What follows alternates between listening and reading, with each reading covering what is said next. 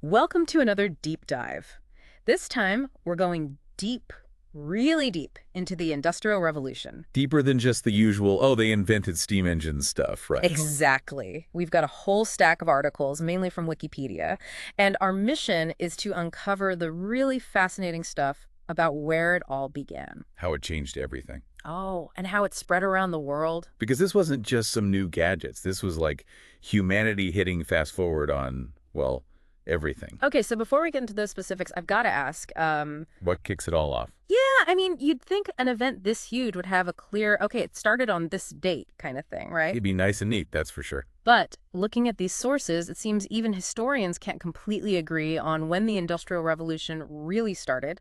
How's that possible? Well, think about it. It's not like everyone woke up one day and bam, it's the Industrial Revolution. Mm. Some folks argue it was actually brewing for a while, like maybe even back in the 1600s. I've heard that, yeah. Yeah, England was already getting pretty good at making stuff. By 1700, they had this whole maker culture going strong. But others say, no, the real action starts in the late 1700s, right? When you get the steam engine and all that textile machinery going crazy. We're talking major inventions. Hmm. But those early stirrings are important too. That's part of what makes this whole debate so interesting. It shows just how complex this shift was. Hmm. There wasn't one start date. It was more like... Wave building up. Exactly. And the effects of that wave, we're still riding them today. Okay, so let's get specific. What were some of the game-changing innovations that really made this revolution happen? The sources keep pointing to textile production as a major, major thing. Before all this, making cloth, grueling, slow. I can imagine. But then comes mechanized spinning. At first, it was water-powered. Oh, right, like water wheels and such. Then steam comes in, and it's like a worker could suddenly make 500 times more thread. 500! That's insane. What about the power loom? Not quite as big a jump, but still, over 40 times more output. Just think about the impact on the whole industry. And the ripple effects across, well, everything. Exactly. More cloth, cheaper cloth. Suddenly people can afford more clothes. It changes how people live. But to make all these machines, Yeah. you need, what, even more machines? Now you're thinking. That's where iron production comes in. Huge E factor. I bet. The sources go into detail about how, at first, they used charcoal to make iron, but it was expensive. So what'd they do? Switched to coke. MUCH, cheaper. Ah, that makes sense. And suddenly, boom, they can build bigger blast furnaces, more iron, faster. But that's not all. I'm sensing a but coming. They started using steam engines to power those furnaces. Then, in 1760, they invented the cast iron blowing cylinder. And that made the blast furnaces even more efficient. It's like every invention just leads to another one, right? Like a chain reaction. And it's not just happening in isolation. Each little thing by itself, it's all linked. That's a key thing to understand about the Industrial Revolution. Right, give me an example. Iron production gets better. Now you've got the material to build railroads. Uh-huh. The tracks and everything. And don't forget the machine tools. Might not seem as flashy as a steam engine, but they're crucial. What did they do, the machine tools? Things like lathes, boring machines, milling machines, all about precision. Now you can make metal parts that fit perfectly, which means mass production. And if parts break, you can easily swap them out. Exactly. Repairs become easier, manufacturing gets a massive boost. Earlier, we were talking about how steam engines got so much more fuel efficient, but the sources also mentioned this shift to rotary motion. What's the big deal with that? Huge deal. Before, it was mainly just up and down motion. Yeah. But with rotary, you can spin a shaft. Okay, so what? Now that spinning shaft can power all sorts of machines. Looms, mills, even locomotives. Suddenly, steam isn't just about pumping water out of mines. It's powering the world. And it's all because of that simple shift to spinning motion. Sometimes, a small change can have massive unforeseen consequences. Okay, we've been talking all about these amazing inventions, but we can't forget about the people, right? Oh, absolutely. This is where things get more complicated and, honestly, a bit darker. In what way? Well, you've got the rise of factories. People are no longer working from home. They're leaving the countryside for the cities. And those cities are growing like crazy. Unprecedented urbanization, it's called. Lots of challenges come with that. The sources paint a pretty bleak picture of working conditions in those early factories. Long hours, dangerous conditions. The pace of the machines sets the pace for the workers. No more working at your own speed. It's relentless. And with all this people pouring into the cities? Overcrowding, poor sanitation. Diseases spread like wildfire. The cities just couldn't keep up. And then there's child labor? Tragic reality. Kids were seen as cheap labor, small enough to fit into tight spaces in mines, factories. Some sources say two-thirds of the workers in some of those early cotton mills were children. Their childhoods, their education, gone.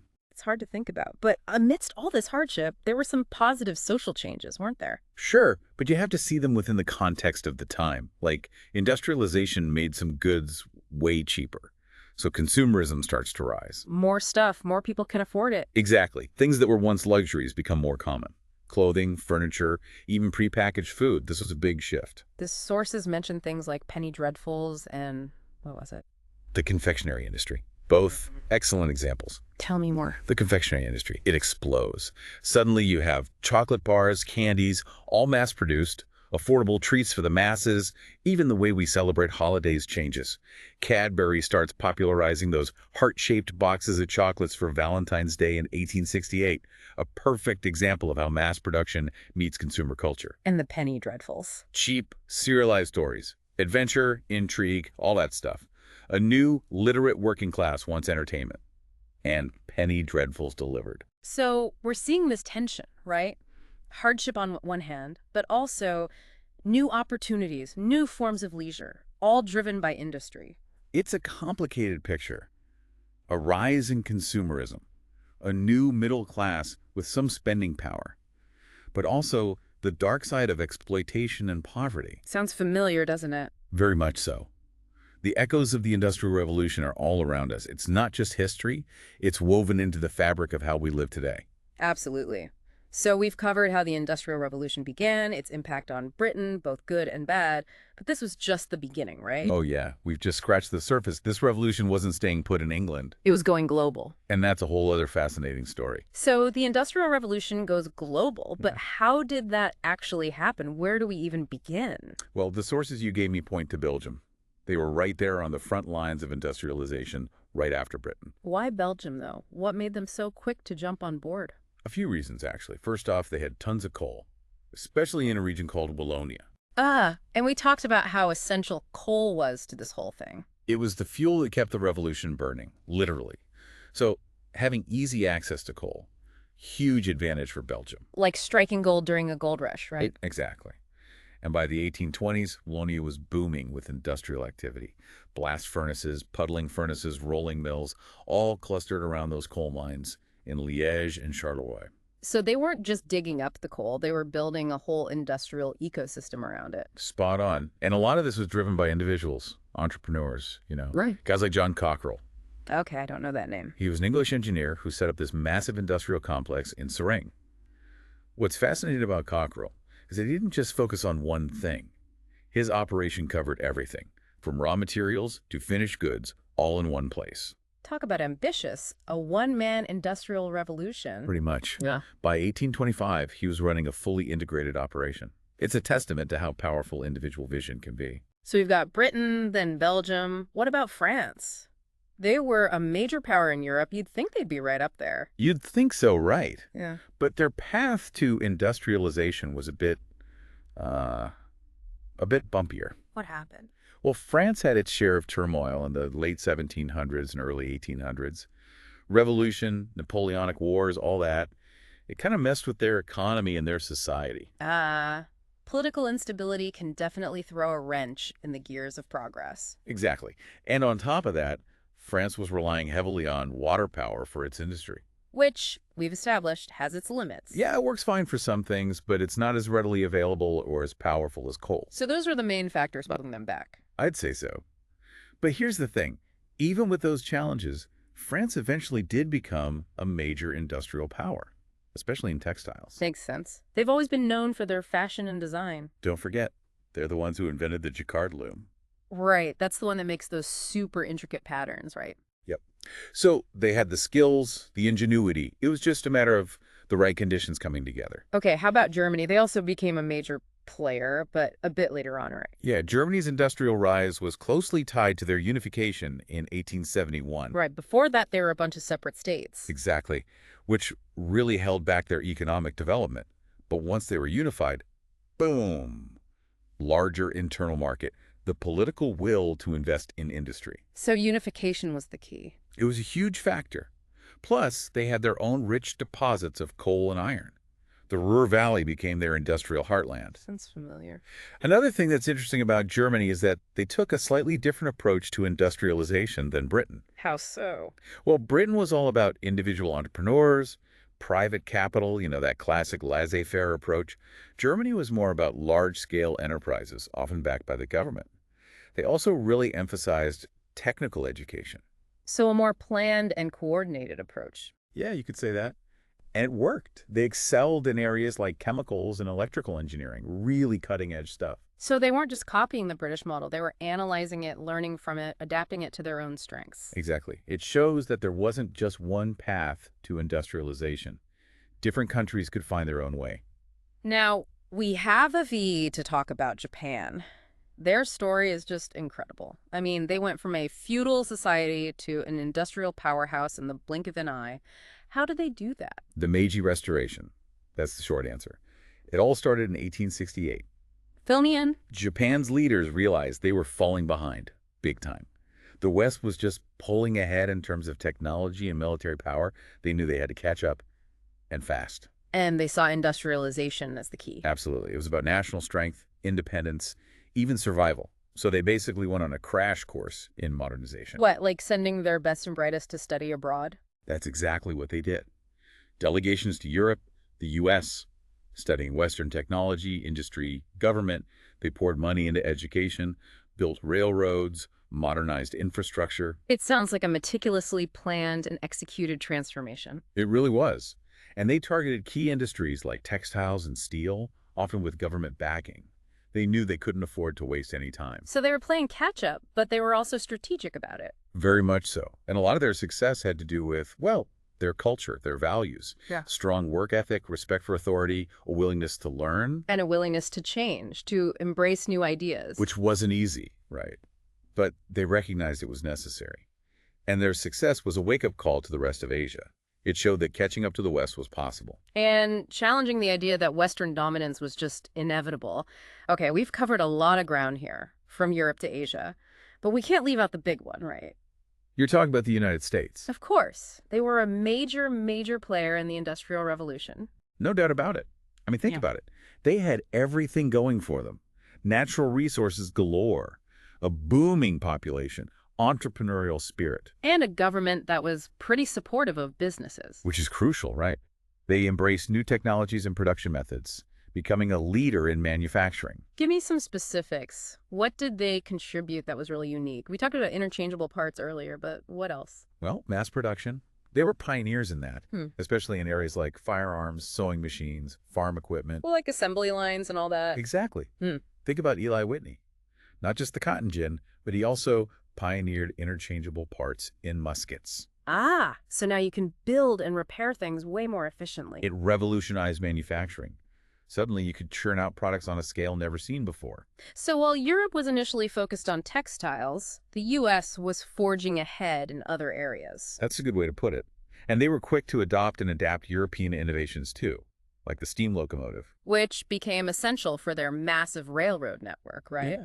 Absolutely. Railroads opened up the American West, connected markets, facilitated trade. Yeah. It was a game changer for them. So by the mid-1800s, the U.S. was a serious force to be reckoned with. They were on the rise. Yeah. And that rise only continued in the decades that followed. By the 20th century, they were the industrial powerhouse, no question. It's amazing how each country's industrial story is so different, yet all connected by this global wave of change. And that's the beauty of it. The Industrial Revolution wasn't a one-size-fits-all phenomenon. It was a global process, with each nation finding its own unique path. Wow, we've really covered some ground here. From those early textile mills in Britain to Belgium's coal-powered boom, Germany's unified rise, Japan's incredible transformation, and the U.S. just exploding onto the scene. It's clear this Industrial Revolution was, well, revolutionary on a global scale. It's kind of hard to wrap your head around it all. All these seemingly small inventions in Britain ending up changing, like, everything. So as we wrap up our deep dive here, what are the big takeaways? What do we really want our listener to understand about this whole era? For me, it's got to be how interconnected it all was. We Yeah. talk about the steam engine, the power loom, but it's how they all fit together that's really mind-blowing. Like one invention leads to another, which leads to five more. Exactly. Yeah. It creates this loop, I don't know, this snowball effect. Mhm. Each breakthrough just makes the others even more powerful. Give me an example of that, how it all kind of weaves together. Okay. So iron production gets better, right? Yeah. That means you can build bigger blast furnaces. But those bigger furnaces need more powerful steam engines to run them. And then, And then you can build railroads to transport all that iron. bingo.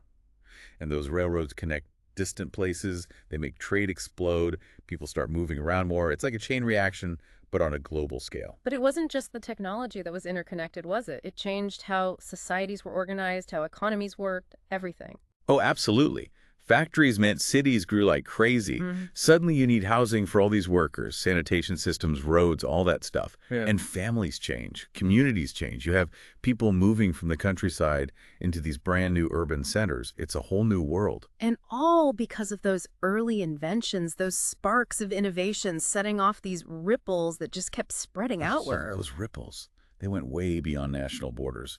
We talk about how the Industrial Revolution spread across the globe, but it wasn't always pretty. Yeah, you're right. We saw how some industrialized nations took advantage of others, exploited resources and people. The good and the bad, right. We got interconnected, but also more unequal, more competition, more conflict. It's a reminder that technology alone doesn't solve everything. It's a powerful lesson for sure, and one that's still relevant today. As we look back on the Industrial Revolution, I think it's important to see both sides of it, right? Totally. The ingenuity, the entrepreneurial spirit, that's incredible. But we also had to be honest about the social and environmental costs. There were real downsides, and we're still dealing with some of those consequences today. If you had to sum up the essence of the Industrial Revolution, what would you say?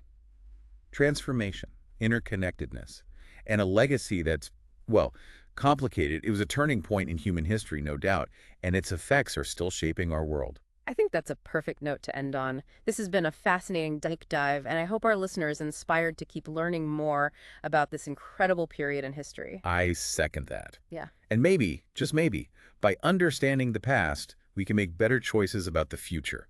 Because a lot of what happened then, well, it's kind of happening again, just in different ways. New technologies, new challenges, new opportunities. Exactly. Thanks for joining us on this deep dive into the Industrial Revolution.